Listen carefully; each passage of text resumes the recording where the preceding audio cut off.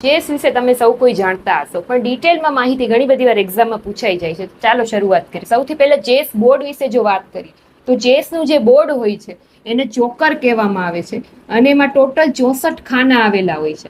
પછી ચેસની શરૂઆત છે એ ભારતમાં 7મી સદીથી થયેલી છે એવું માનવામાં આવે છે. ત્યાર પછી સર્વોચ્ચ સંસ્થા કઈ છે તો FIDE, જેનું ફૂલ ફોર્મ છે the federation international day chess, આ એનું ફૂલ ફોર્મ છે. ત્યાર પછી પ્રથમ ચેસ ગ્રાન્ડ માસ્ટર આપણા ભારતનો કોણ હતો તો કે વિશ્વનાથન આનંદ,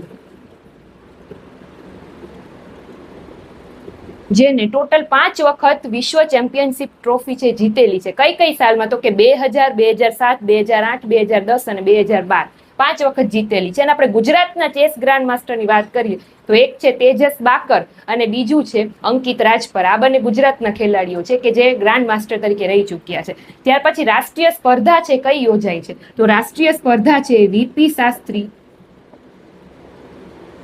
એ સ્પર્ધા છે રાષ્ટ્રીય સ્પર્ધા મહિલાની યોજાય છે. અને આંતરરાષ્ટ્રીય સ્પર્ધા છે એ Asian zonal chess championship, Asian zonal chess championship છે યોજાય છે. ત્યાર પછી વાત કરીએ 45મી ચેસ જે 2024ની ઓલિમ્પિક હતી એ ક્યાં યોજાયેલી હતી તો કે હંગેરીના બુડાપેસ્ટ ખાતે.